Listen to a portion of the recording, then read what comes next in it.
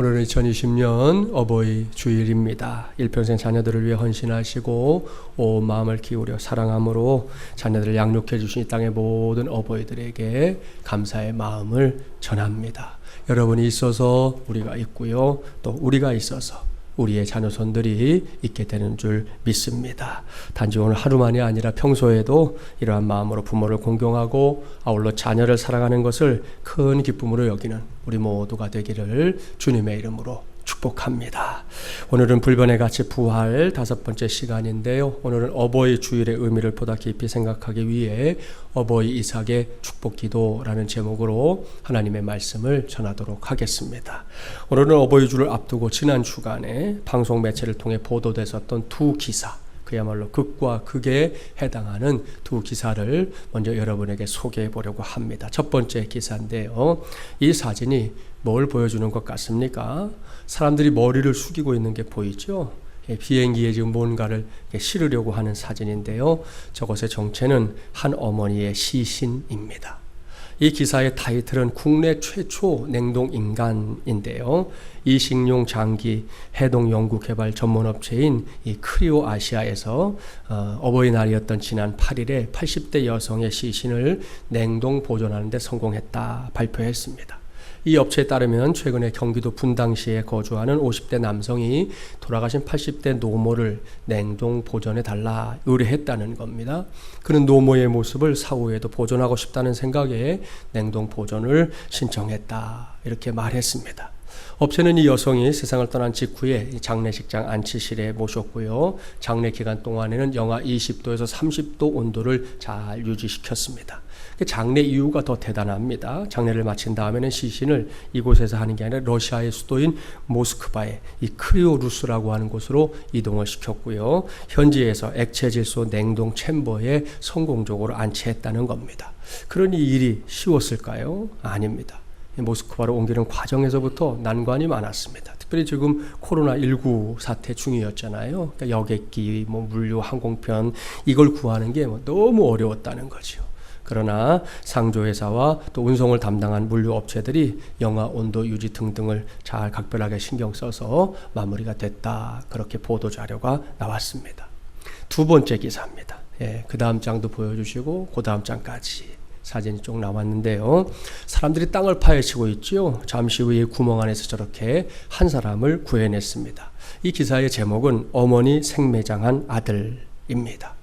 불행 중 다행인 것은 우리나라에서 벌어진 일이 아니라는 건데요. 중국에서 50대 남성이 거동이 불편한 70대 어머니를 생매장했다가 발각된 사건이 보도된 겁니다. 이것은 인구가 차고 넘치는 중국의 입장에서도 매우 충격적인 사건으로 받아들여지고 있습니다. 중국 산시성 징벤현에서 마모 씨가 지난 5월 2일에 어머니 왕모 씨를 수레에 태워 데리고 나와서 폐묘에 생매장을 했다는 거예요.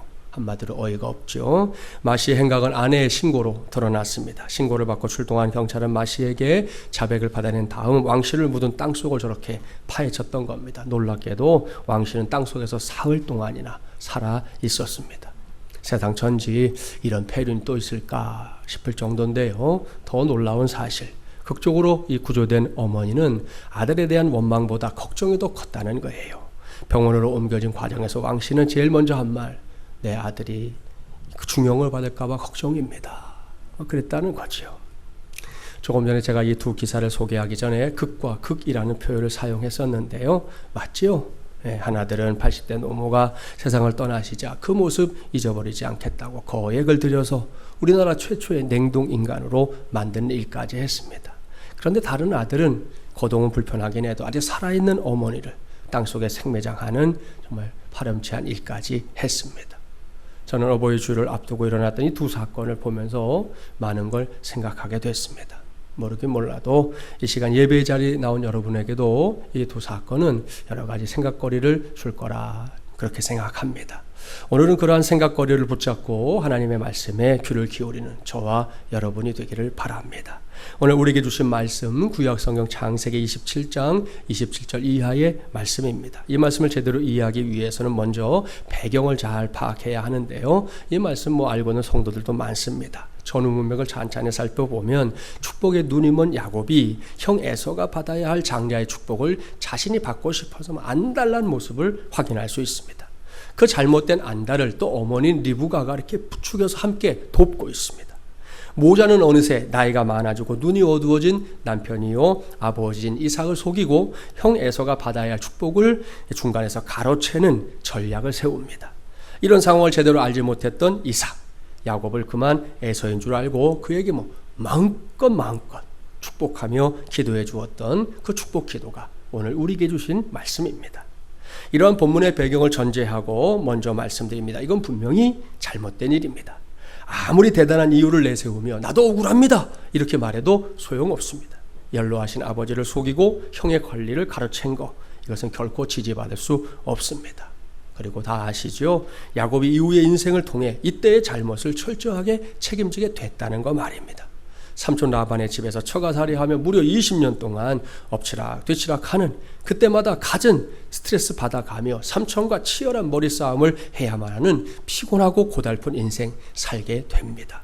그뿐이 아닙니다. 다시금 고향으로 돌아오는 길에서는 하나님과 씨름하다가 허벅지 관절이 탈골되는 커다란 육체의 고통도 겪게 됩니다.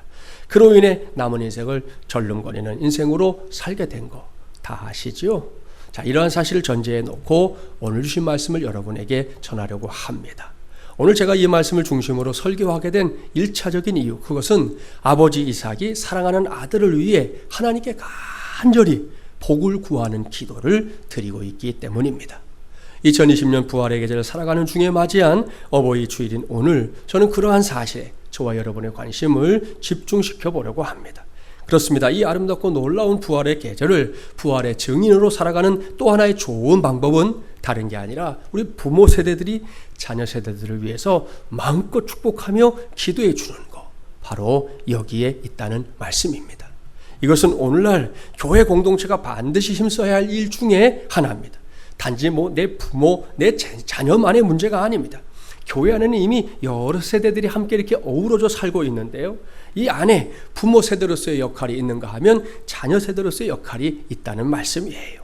그것을 해내고 또 그것으로 하나님께 영광을 돌리는 공동체, 그게 바로 교회입니다. 저는 이것이 제각각인 저와 여러분을 마지못이란 공동체라는 하나된 이름으로 불러주신 하나님의 뜻이다, 그렇게 분명히 믿습니다. 이를 염두에 두고 이제부터는 단지 아버지 이삭이 아닌 아버지와 어머니의 의미가 합해진 이 어버이 이삭으로서의 축복 기도를 하나씩 살펴보도록 하겠습니다. 먼저 본문 27절 말씀 함께 봉독해 볼까요? 27절입니다.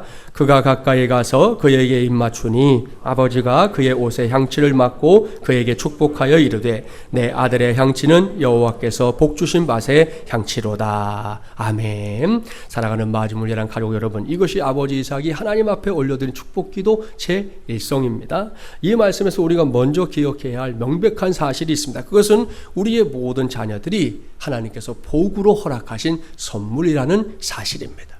이삭은 그러한 사실을 오늘 성경을 통해 분명하게 밝히고 있습니다. 내 아들의 향취는 여호와께서 복 주신 밭의 향취로다 그랬습니다. 여러분, 여기서 주셨다는 사실에 유념해야 합니다. 무슨 말씀입니까? 죄송하지만 내 자녀가 아니라는 말씀이에요.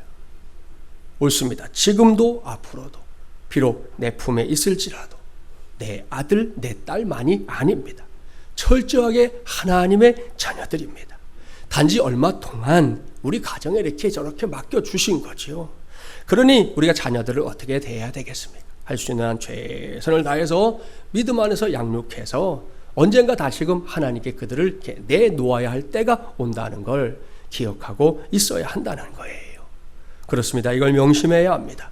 우리가 우리의 자녀들을 보는 눈이, 나아가서 우리 마지물예랑 교회에서 보이는 어린 생명들로부터 청년들에 이르기까지 우리 교회의 꿈나무들인 그들을 보는 눈이 이렇게 바뀌지 않는다면 우리는 어버이 이삭의 축복 기도를 우리의 입술에 담기가 어려울 때가 있을 겁니다. 2020년 지금 우리가 살고 있는 이 세상에는 부모와 자녀의 관계에 대한 많은 이야기들이 있습니다. 아마 여러분들도 들어본 것들이 있을 거예요. 꽤나 오랜 세월 동안 남자아이를 선호하던 우리나라가 요즘은 여자아이를 선호하는 나라로 바뀌었다는 거 뭐 다 아시죠? 요즘은 병원에 찾아가서 어떻게 하면 딸을 낳을 수 있는지 묻는 사람들이 그렇게 많다고 하지 않습니까? 그러니까 우리 부모님 세대들은 되게 억울할지 몰라요. 예? 그때는 딸 낳으면 막 눈치 주고 딸 낳았다고 그냥 시어머니가 쳐다도 안 보고 나가고 뭐 이런 일들이 많았는데 이게 완전 세상이 뒤집어졌으니까 억울한 마음이 들 거예요. 그 틈을 타고 민간요법이라는 이름으로 사람들을 현혹하는 일들도 부쩍 늘었습니다. 얼마 전 방송 보니까 심지어 산모의 태중에 잉태한 아이가 설사 아들이라 할지라도 그 아이를 딸로 바꿔준다 이런 사람들까지 등장했어요. 지가 하나님이야, 지가. 참 기가 막히죠. 이런 현상들이 나타나는 것은 아들에 대한 생각이 예전과 달리 많이 달라졌기 때문입니다. 예를 들어 요즘은 잘난 아들은 국가의 아들, 돈 잘 버는 아들은 사돈의 아들, 마지막 남았죠. 빚진 아들은 내 아들. 참 기가 막히고 코가 막혀서 뒤로 넘어갈 일이에요. 아들은 사춘기가 되면 남남되고 군대 가면 손님되고 장가 가면 사돈이 된다는 거죠. 그러니 여러분 그 귀한 딸 하나도 없고 아들만 둘인 저는 일찌감치 냉수 먹고 속 차려라 그런 말이잖아요. 아들을 낳으면 일촌입니다. 아시죠? 그런데 그 아들이 대학에 가면 사촌, 군대 다니면 팔촌, 장가 가면 사돈의 팔촌, 그러다가 애 낳으면 동포, 이민이라도 가면 해외 동포가 된다는 거예요. 아마 이건 아실 것 같아요. 딸 둘에 아들 하나면 금메달, 딸만 둘이면 은메달, 딸 하나에 아들 하나면 동메달, 아들만 둘이면 목메달. 한숨이 저절로 나오죠. 장가간 아들은 희미한 옛사랑의 그림자라고 그러잖아요. 며느리는 가까이 하기엔 너무 먼 당신. 그리고 딸은 아직도 그대는 내 사랑 같다는 거예요. 자녀들을 모두 출가시키면 아들은 큰 도둑, 며느리는 좀 도둑, 딸은 예쁜 도둑. 그런다는 거예요. 상당히 편향적이죠. 예. 다음은 제가 정말로 별로 좋아하지 않는 대목인데 있는 얘기니까 마저 하죠. 아직도 제정신을 차리지 못하는 여성들 세 부류가 있다는 거예요. 첫째, 며느리를 딸로 착각하는 여자. 둘째, 사위를 아들로 착각하는 여자. 셋째가 기가 막히죠. 며느리 남편을 아직도 아들로 착각하는 여자. 제일 심각한 여자라는 거예요. 자, 이런 이야기들이 회자하는 시대입니다. 나름 뭐 동의하는 부분도 있지만 마음에 안 드는 부분 확실히 있어요. 아무튼 이런저런 이야기가 분분하지만 분명한 거 이미 말씀드린 대로 우리의 자녀손들이 그저 내 것이 아니라 하나님께서 내게 맡겨주신, 내게 주신 자녀손들이라는 사실, 바로 이것입니다. 따라서 우리는 이 친구들을 믿음 안에서 잘 양육해야 합니다. 물론 쉽지 않아요. 짜증날 때 많습니다. 어른들이 간혹 하는 말 있잖아요. 내가 늘 낳고 미역국을 먹었냐? 이런 말 나도 모르게 튀어나올 때도 있어요. 그럼에도 불구하고 우리에게는 이 친구들을 하나님께서 기대하는 모습으로 자라가게 해야 할 책임이 있다는 것, 이걸 기억해야 합니다. 동시에 우리의 자녀손들이 우리를 바라볼 때 그저 자녀손들의 눈으로서만이 아니라 이 신앙생활 같이 하니까요, 믿음의 눈으로도 보고 있다는 걸 기억해야 합니다. 어느 가정에서 실제로 있었던 일인데요. 밤늦게 지친 몸으로 이제 일을 마치고 집으로 돌아오는 아빠가 자지 않고 시끄럽게 떠드는 이제 어린 딸들에게 순간 짜증을 내면서 소리를 지른 거죠. 야! 너희들이 이 늦은 시간에 잠이나 잘 것이지 뭐 이렇게 시끄럽게 왔다 갔다 떠들고 그러냐? 아빠가 꾸지람하니까 딸들이 얼른 지네 방으로 도망갔어요. 근데 다음날 아침에 아빠가 방에서 나오는데 문에 쪽지가 하나 붙어 있더라는 거예요. 뭐냐? 너의 자녀들에게 선하게 대하라. 그들이 너에게 선하게 대할 것이다. 제일 마지막에 기가 막혀요. 하나님 점 이렇게 찍어놨어요. 여러분 무슨 말인지 아시죠? 자녀들과 함께 신앙생활 하는 아빠 입장에서는 조금 아니 많이 민망했을 겁니다. 그래도 여러분 우리 아이들이 이 정도만 되면 얼마나 감사한 일이에요. 그렇습니다. 아이들이 이렇게 하나님의 말씀 안에서 믿음 안에서 은혜 안에서 자라간다는 것은 분명코 큰 복인 줄 믿습니다. 그런데 이 복은 그냥 임하지는 않아요. 부모가 기도해야만 복이 임합니다. 그렇습니다. 이를 명심하고 세상을 떠나기 전에 자녀를 축복하기 위해 혼신의 힘을 쏟고 있는 이 이삭처럼, 그렇게 기도하는 이삭처럼 자녀들을 위해서, 그리고 우리 교회에서 자라고 있는 이 꿈나무들을 위해서 뜨겁게 기도할 수 있는 우리 마중물 예랑 가족들이 되기 바랍니다. 그들은 결코 내 것, 우리의 것 아닙니다. 하나님의 것이에요. 따라서 그들을 위해 기도하는 건 하나님을 아버지로 예수 그리스도를 구세주로 믿고 섬기는 우리 모두의 사명입니다. 가정의 달 5월을 보내면서 그저 그렇게가 아니라 이 어버이 이삭처럼 확실하게 기도할 때 하나님께서 우리의 자녀손들과 우리 교회의 꿈나무들에게 놀라운 은혜와 복 부어주실 줄 믿습니다. 본문으로 돌아가 볼까요? 이번에는 28절 말씀을 봉독합니다. 28절입니다. 하나님은 하늘의 이슬과 땅의 기름짐이며 풍성한 곡식과 포도주를 내게 주시기를 원하노라. 아멘. 이것이 어버이 이삭이 자녀를 위해 축복했던 두 번째 기도입니다. 그 내용이 뭡니까? 하늘의 복과 땅의 복. 이것이 우리가 자녀손들을 위해 하나님께 구해야 할 복의 범위다. 복의 영역이다. 바로 이것입니다. 그렇습니다. 땅의 복만 구하는 건 세상 사람들도 다 하는 거예요. 가르쳐주지 않아도 뭐 이렇게 저렇게 하라 말하지 않아도 부모된 이들은 다 하는 거라는 거예요. 그러니 그 정도 가지고 그걸 했다고 난 믿음의 부모야 이렇게 말하지 말아야 합니다. 이 점에 있어서 믿음의 부모는 달라야 합니다. 분명히 달라야 합니다. 먼저 하늘의 복을 구하십시오. 무조건 이게 먼저입니다. 물을 것도 따질 것도 없습니다. 그러니 순서를 잊지 마십시오. 반복합니다. 하늘의 복이 먼저입니다. 신령한 복, 영적인 복이 먼저라는 말씀이에요. 그 다음에 땅의 복입니다. 이 순서가 제대로 지켜질 때 우리의 자녀손들이 우리 모두의 믿음을 믿음으로 인정하게 될 겁니다. 제가 이름만 대면 여러분도 다 아는 한 목사님의 고백입니다. 제가 주안장로교에서 부목사 할 때 이 목사님이 오셔서 4박 5일 동안 집회를 연 적이 있었는데 그때 전해주셨던 말씀과 간증이 지금도 이렇게 떠오르는 것들이 있어요. 그 중에 하나가 이제 아버지 목사님에 관한 간증이었어요. 아들 목사님이 7살 되던 해 아버지가 부산에 내려가서 가야 제일교회를 개척했습니다. 나중에 이제 그 교회 원로 목사님을 은퇴를 하셨는데요. 오늘날에도 그렇지만 당시에 교회를 개척한다는 거, 특별히 개척 초기 얼마나 많은 어려움이 있었겠습니까? 아들 목사님은 새벽 기도의 시간에 그 시절의 이야기를 이렇게 몇 마디 하다가는 목이 메어서 더 말을 이어가지 못했어요.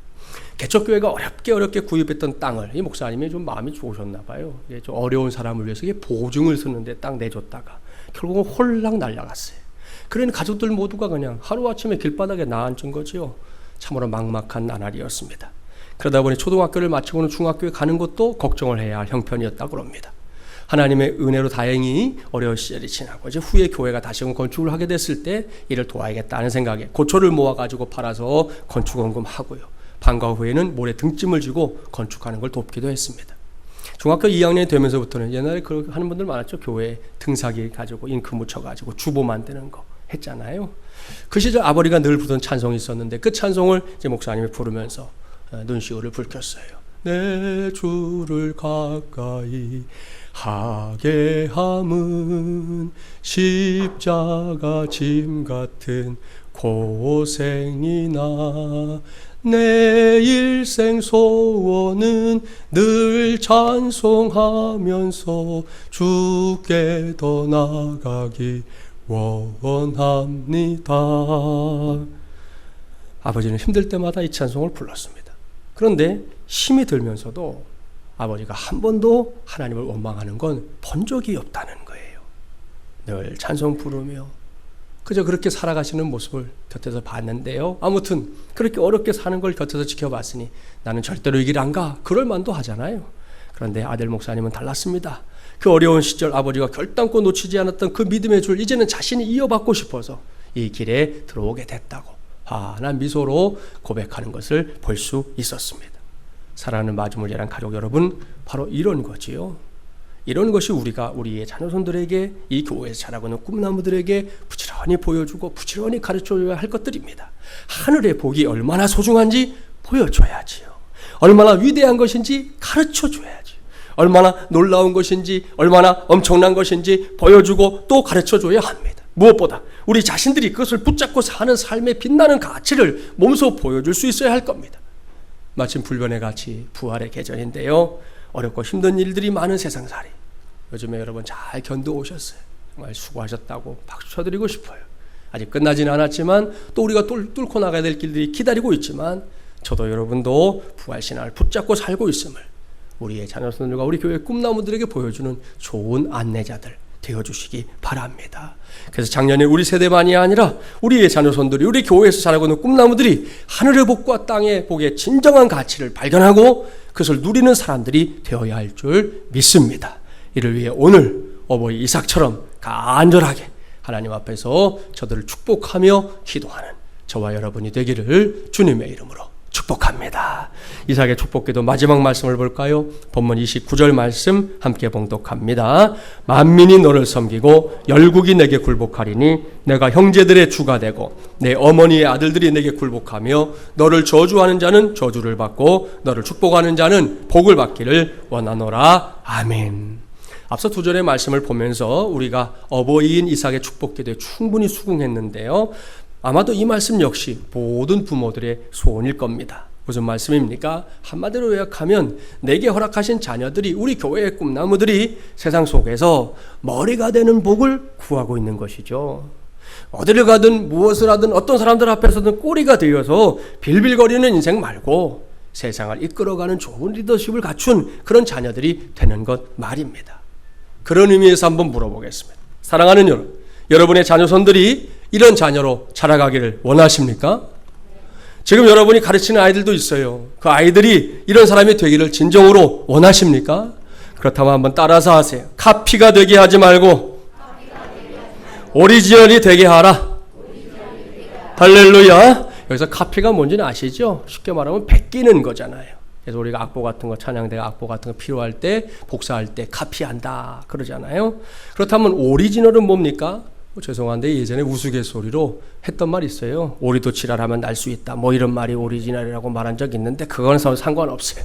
오리지널은 복색, 복제와 각색 그리고 모조품 따위에 대해서 그것을 낳게 했던 최초의 작품, 처음 만들어진 거, 그걸 말하는 거죠. 그렇다면 카피가 되게 하지 말고 오리지널이 되게 하라. 무슨 뜻입니까? 우리는 물론이고 우리의 자녀손들이 자기가 아닌 다른 사람이 되려고 막 애쓰지 말고 하나님이 허락하신 자기 자신이 되게 해야 한다. 이런 의미입니다. 그래야만 진정으로 강한 사람이 될 수 있기 때문이에요. 그래야만 꼬리가 아닌 머리가 되는 리더가 될 수 있기 때문입니다. 여기서 우리가 잘 알고 있는 모세와 여호수아를 한번 생각해 봅시다. 모세는 120세의 나이에 세상을 떠났습니다. 그는 여러분이 알고 있는 대로 40년 동안 이스라엘을 영적인 카리스마로 이끌었던 아주 훌륭한 지도자였어요. 그런 다음에 이제 그의 후계자로 여호수아가 세워지잖아요. 나중에 오늘 집에 가시거들랑 한번 시간을 내서 여호수아 1장을 오늘 들었던 말씀을 생각하면서 쭉 묵상해 보세요.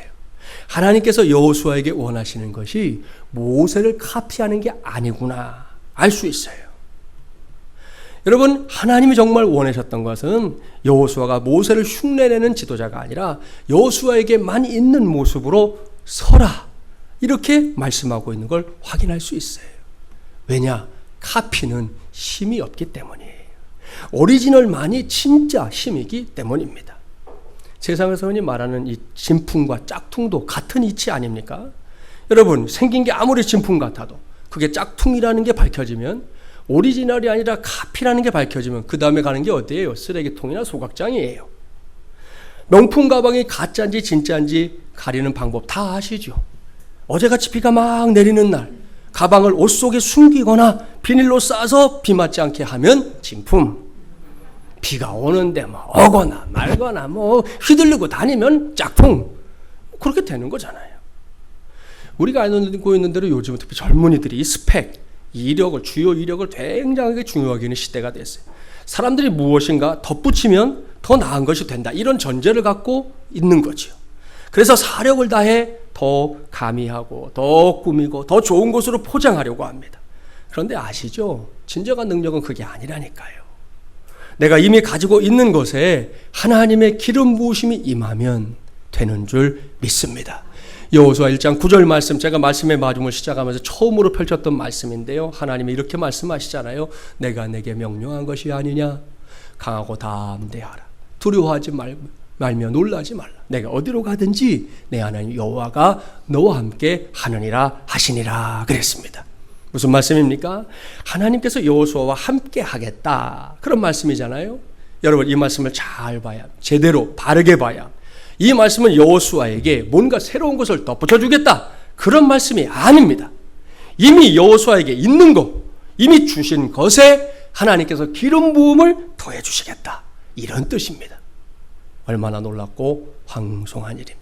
얼마나 중요한 메시지입니까? 교회도 마찬가지입니다.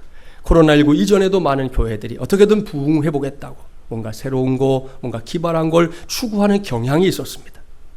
코로나19를 말하는 지금도 다르지 않지요. 아니, 이제는 이전보다 더 많은 어려움이 예견되는 시대가 됐습니다. 그래서 교회들이 더 새로운 거, 더 기발한 거, 이런 거를 찾고 있기도 하고 또 그럴 가능성은 매우 높아졌습니다. 하지만 제가 생각할 때 정답은 그게 아닙니다. 물론 그렇게 하는 것이 나름 의미는 있을 겁니다. 하지만 그것보다 더 중요한 거, 아니 그걸 그렇게 하는 것과는 뭐 비교도 잘 수 없을 만큼 가장 중요한 거, 그것이 뭐냐? 그것은 이미 교회가 갖고 있는 것에 하나님께서 기름 부음을 더해 주시는 것, 바로 그것인 줄 믿습니다. 그렇다면 교회가 이미 가지고 있는 것 중에 으뜸이 뭡니까? 이 세상 천지에서 교회가 가장 잘하는 것, 세상에 따라올 수 없는 것 무엇입니까? 그것은 말씀, 기도함, 찬양, 바로 이것들인 줄 믿습니다. 옳습니다. 다른 건 몰라도 이건 세상이 우리를 따라올 수가 없어요. 아무리 흉내를 내도 우리가 하는 만큼 오려면 우리가 신앙생활 한 만큼 해야 그 정도 흉내 낼 수 있는 거예요. 제가 교회를 개척하고 나서 이제 처음엔 낮 예배만 드리다가 몇 달 뒤에 이제 오후 예배 시작하면서 우리가 드리는 주일 오후 예배를 삼중주로 드리는 예배, 이렇게 한 이유도 바로 여기에 있습니다. 말씀이 있고 기도함이 있고 찬양이 있는 예배, 그래서 삼중주예요. 이 세 가지에 하나님께서 기름을 부어주시면, 성령께서 그러한 역사를 일으켜주시기만 하면 그땐 다 끝나는 겁니다. 거기에 하나님의 행하시는 부흥이 있게 될 줄 믿습니다.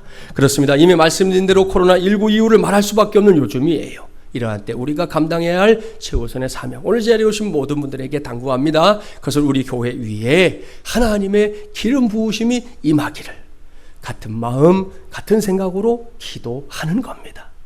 주여, 강단에서 선포되는 하나님의 말씀 위에 기름 부음이 임하게 하여 주시옵소서. 주여, 마중을 예한 가족들이 함께 기도할 때마다 성령의 기름 부음이 나타나게 하여 주시옵소서. 주여, 마중을 예한 가족들이 하나님을 향해 찬양을 올려드릴 때마다 그 곡조 가운데 기름 부음의 역사가 일어나게 하여 주시옵소서. 할렐루야. 하나님께서 이렇게 우리에게 이미 주신 거, 이미 누리게 하신 거, 세상보다 우리가 확실하게 잘할 수 있는 것을 통해 위대한 역사를 이루실 줄 믿습니다. 여기서 명심할 것, 그것은 새로운 것이 항상 좋은 건 아니라는 거예요. 특별히 획일화가 아닌 개성이 중요합니다. 총알을 막기 위해 사용되는 게 방탄복이라는 거 아시죠? 방탄복은 탄성이 아주 큰 화학 섬유를 말합니다. 그래서 회전하는 이 총알이 딱 맞으면 돌지 못하게 만들어가지고 엉겨서 더 들어가지 못하니까 이제 총알을 막아주는 거거든요. 자, 그런데 이런 방탄복도 화살은 막지 못합니다. 희한하죠? 사실입니다. 압력이 한 점에 집중된 화살촉은 어렵지 않게 방탄복을 뻥 뚫어버려요. 그러니까 무슨 말이에요? 총알은 막아내는데 화살은 막지 못한다는 거예요. 아이러니하잖아요? 그래서 화살과 송곳을 맞는 데에는 방검복이라는 게 따로 있어요. 이 방검복은 밀집되어 있는 이 초점에 맞추어서 그걸 막아내는 힘을 갖고 있게끔 그렇게 만든 거예요. 자, 이렇게 모든 것에는 장단점이 있다는 겁니다. 요즘 사람들이 가장 좋아하는 운동 중에 하나가 어제 뉴스 보니까 자전거라면서요. 자전거, 최고급 자전거는 카본으로 만든다고 그래요. 카본은 원래 이 비행기를 만드는 재질인데요. 이게 수직의 힘은 엄청나게 잘 견뎌요. 웬만해서는 조금 더 균열도 안 가요. 그래서 산악에서 타는 자전거는 몽땅 다 카본으로 만듭니다. 그래야 산을 막 타고 자전거를 타고 아니겠어요? 그런데 카본의 약점이 뭐냐? 옆에 힘에는 약하다는 거예요. 자전거를 운반하다가 옆에서 힘을 받으면 금이 가거나 부러져 버리는 게 카본 자전거입니다. 그럼 비행기도 비행 중에 기체가 균열을 일으키는 법은 없어요. 언제요? 착륙할 때 우당탕탕 하면서 힘을 잘못 받으면 이제 산산조각이 나는 거죠. 왜요? 옆에 힘에 약한 카본의 속성 때문입니다. 그래서 이 옆에 충격이 많은 상황에서 쓰는 자전거들은 티타늄이나 알루미늄이라는 또 다른 재료로 만든다는 거죠. 사랑하는 여러분, 보세요. 이 세상의 모든 조건에 있어서 최고의 재질이란 존재하지 않습니다. 오로지 자기 자신이 될 때 제일 강한 것이에요. 사람도 마찬가지입니다. 모세 시대에는 모세가 필요한 것처럼 여호수아 시대에는 여호수아가 필요한 겁니다. 우리의 자녀손들에게 이걸 부지런히 가르쳐야 돼요. 절대로 모세와 비교해서 모세의 흉내나 내는 그런 자녀손들이 되게 하면 안 됩니다. 오늘 오후에 오실 분이 강연하는 거 이렇게 제가 단톡에 넣어드렸는데 거기 보면 재미난 얘기 하나 나와요. 우리나라 한국에서 교육을 가장 많이 망치는 주범, 으뜸이 누구냐 질문하는데 답이 뭔지 아세요? 옆집 아주머니예요. 옆집 아주머니. 무슨 말인가 하니까 이거예요. 우리 아이가 뭔가 좀 잘하다가 잘못돼, 시험을 잘못 본다든지 결과가 잘못 나오면 제일 먼저 찾아가는 게 옆집 아주머니래. 그래서 당신 아들, 당신 딸은 무슨 학습지를 하냐, 어디 학원을 다니냐, 무슨 과외를 하냐, 그걸 물어가지고 그걸 따라서 하게 한다는 거예요. 그러니까 얘네들이 막 스트레스 받아 죽겠다는 거죠. 그래서 옆집 아주머니들 조심하라 그러더라고요. 여러분, 그렇게 우리 아이가 아닌 다른 아이로 자꾸 우리 아이들을 만들려고 하면 안 된다는 거예요. 그랬다가는 정말로 꼬리가 되는 인생에 머물고 말 겁니다. 다시 말씀드리지만 모세는 모세답게, 여호수아는 여호수아답게, 우리 아이들은 우리 아이들답게 키워야 합니다. 그것이 하나님께서 우리 아이들을 쓰시는 길이 될 줄 믿습니다. 자, 여기까지가 어버이 이삭의 축복 기도였습니다. 그리고 이 기도는 저와 여러분이 우리의 자녀손들을 위해서, 또 우리 교회의 꿈나무들을 위해서 간절함으로 기도해야 할 제목이라는 거, 오늘을 기회에 알아두시고 당부하기는 실천해 주시기 바랍니다. 혹시 자꾸 잊어버리거든요. 오늘 이 말씀을 이렇게 따로 메모하셨다가 그냥 읽어요. 하나님, 우리 아이들, 우리 교회의 꿈나무들 이 말씀대로 쭉 읽고 되게 하여 주시옵소서. 그렇게 해도 돼요. 그렇게 기도해 주세요. 그런데 여기서 말씀을 마무리하기 전에 한 가지 당부를 더 하려고 합니다. 이번에는 자녀 손의 입장에 놓여 있는 성도들에게 말씀을 전합니다. 저와 여러분의 어버이들이 살아온 인생길들이 다 이런 길들이었습니다. 물론 가정마다 상황과 형편에는 다양한 차이가 있을 겁니다. 그럼에도 불구하고 어버이들이 어버이들로서 하고자 했던 것들은 항상 있었다는 거예요. 크건 작건, 눈에 보이는 것이든 보이지 않는 것이든 항상 있었습니다. 물론 그게 이제 자녀손들의 입장에서 마음에 들고 안 들고의 문제는 남아있어요. 부모가 좋은 마음으로 해도 자녀들이 다 좋게 받는 건 아니니까 말입니다. 그래도 이와 관련해서 제가 목회자의 경험으로 확실하게 알고 있는 거 있습니다. 그것은 아무리 내 마음에 들지 않던 어버이라 할지라도 막상 세상을 떠나시고 나면 내가 어버이에게 잘해드린 건 하나도 기억이 나지 않고 못한 것만 기억난다는 사실이에요. 부모님의 장례를 치르고 나서 이제 목사가 위로 예배하겠다고 이렇게 찾아가잖아요. 그래서 함께 예배를 드리고 나서 자녀들과 이야기를 나누면 고백이 똑같아요. 정말 희한할 정도예요. 언젠가 제가 알고 있는 한도 내에서 어떤 자녀가 부모님 때문에 너무 많이 애를 썼기에, 더군다나 친정어머니도 아니고요, 시어머니 마지막 몇 년을 요즘 그냥 어르신들을 힘들게 하는 그 치매로 고통당하는 그런 어른을 수년을 이분이 모셨어요.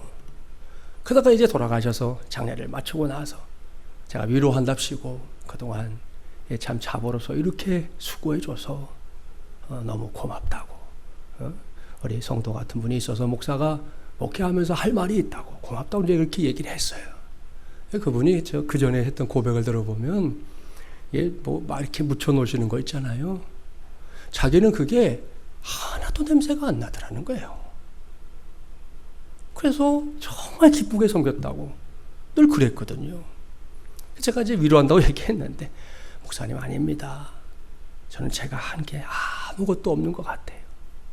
아프셔도 계속 제 곁에 계셔 주시길 원했는데 이렇게 떠나시니까 너무 죄송하고 너무 마음이 아픕니다. 그러더라고요. 이건 제가 열이면 열 다 확인해 봤어요. 다 확인해 봤어요. 이런 분들 말고 또 이렇게 힘들게 했던 분들도 있잖아요. 우리 교회 중직한 분이 아버님이 좀 그렇게 그냥 오랫동안 어렵게 만들었어요. 그래가지고 물질적으로도 그렇고 이렇게 막 힘들게 했어요. 그러시다가 돌아가셨어요. 신방간 길에 얘기하면서 그동안 딸로 사느라고 고생했다고 그러면서 얘기했더니 똑같아요. 목사님, 저도 아버지 떠나면 속이 시원할 줄 알았는데 아니요. 제가 잘해드린 거 하나도 생각 안 나고 못해드린 것만 생각난다는 거예요. 그러면서 눈물을 뚝뚝뚝뚝 흘리는 거예요. 여러분, 목사가 확인했다니까 믿으세요. 저도 여러분도 다르지 않을 겁니다. 그러니 저도 여러분도 나중에 우리 후회하지 말고 지금 우리의 어버이들을 온 마음을 다해 섬겨주시기 바랍니다. 그것이 하나님의 뜻이에요. 그 중에는 안타깝게도 이미 세상을 떠난 어버이들도 있으신데요. 그런 경우에는 나를 향했던 어버이의 그 뜨거운 사랑 떠올리면서 그 마음을 이제 하나님 아버지와 깊이 나누기 바랍니다. 하나님의 위로가 함께할 줄 믿습니다. 말씀을 마무리합니다. 2020년도 어버이 주일인 오늘, 어버이 된 이는 어버이로서, 자녀손들은 자녀손들로서 각자의 역할에 최선을 다해야지, 이런 다짐 새롭게 할 수 있기를 바랍니다. 그것이 불변의 가치인 부활신앙으로 살아가는 저와 여러분, 우리 모두의 삶이 되기를 주님의 이름으로 간절히 축원합니다.